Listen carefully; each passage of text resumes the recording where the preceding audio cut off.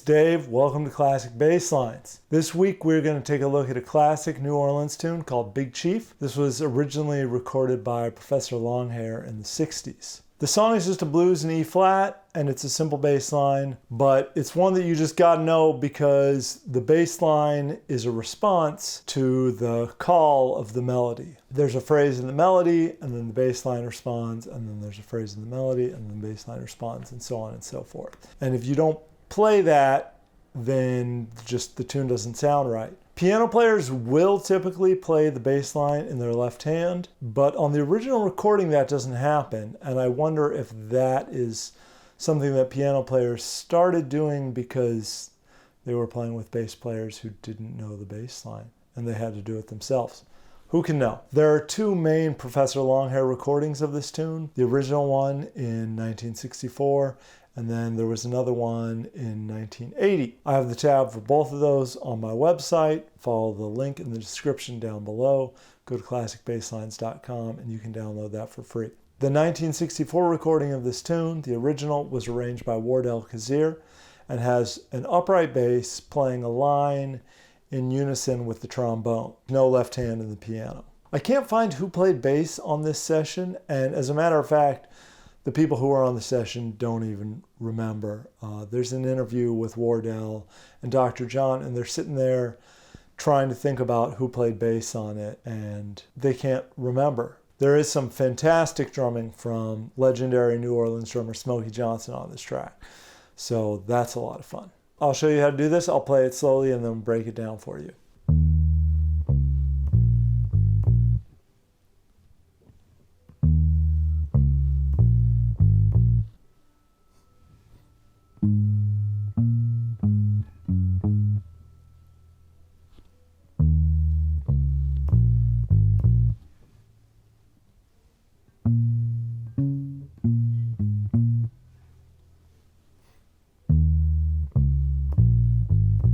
Okay, so there's three chords here, E flat, A flat, B flat. They're all dominant 7 chords because it's a blues. All the notes in this bass line come from the E flat minor pentatonic scale. So the riff over the E flat, the 1 chord, E flat, D flat, B flat, A flat, and back to the B flat. Then there's the 4 chord. So that's A flat, B flat, A flat, and then G flat back up to A flat. Then it does the E flat chord again, and then finally that's over the B flat 7 chord. So that's a B flat, D flat, B flat, and then A flat, B flat. Like I said, on the original recording, this was done on the upright bass. I'm just doing it on my P-Bass today. Anytime I try to imitate the sound of the upright on my electric bass, I go for this palm mute with the thumb technique. Because what I'm really looking for is the sound of the note decaying. Instead of that really long note. If you listen to the recording, the trombone is playing these pretty short notes, which I could get like this, but that doesn't really sound right to me. The upright is playing longer notes than the trombone, but they're still dying out pretty quickly, and he's not shortening them. He's just letting them die out naturally, which they're doing pretty quick. So to do that, again, I'm just resting my palm on these strings right near the saddles, and that just gives me a much more upright-like kind of sound. Okay, then there's the 1980 recording of the tune. This has a bass line that is probably more commonly played. This is probably more like what most piano players would play on a gig. The bass line is doubling these left-hand octaves in the piano. On this recording, it's electric bass, and the bassist on this recording is David Lee Watson. I wasn't able to find out that much about him, but he played on this record, Crawfish Fiesta, and he played on some other New Orleans recordings. The other thing I was able to find out about is that he took over the bass chair in Wayne Cochran's band after Jaco left in the early 70s. Kind of cool. Some more great drumming on this track. This is Johnny Vidakovich. So I'll play this version slowly for you and then I'll break it down.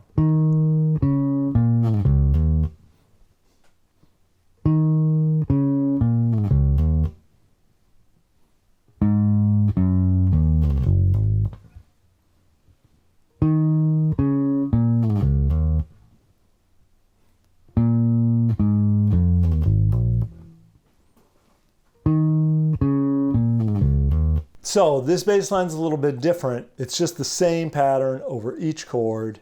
The rhythms are the exact same as the other recording, but the notes are switched up to give it a little more of a grounded feeling. It starts on these high octaves and it always ends with, which, you know, just ending on a low root is going to give it a much more grounded feeling than ending on that fifth there. So the pattern here, E flat, E flat, D flat, B flat, and then D flat up to the E flat. It's the exact same pattern on the A flat chord. So that's A flat, G flat, E flat, G flat, A flat, then it's the E flat again, and then it's the B flat. So that's B flat, A flat, F, A flat, B flat, and then it's an E flat again. On this recording, the notes are played much longer. Professor Longhair plays those octaves in the left hand, and the notes are held really long.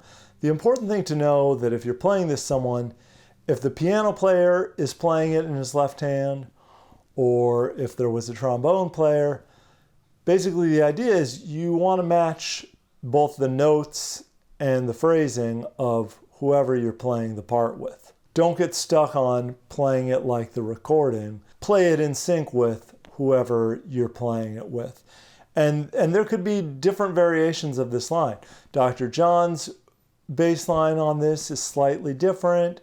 If you watch videos of Alan Toussaint, he plays it a little bit different. Everyone's going to have their own thing on it. So the important thing is to listen to what's going on and match up with the piano player or whoever else is playing that bass line. Okay, that's it. Be sure to like and subscribe. I hope this was helpful. Drop me a line in the comments if you like this. Thanks.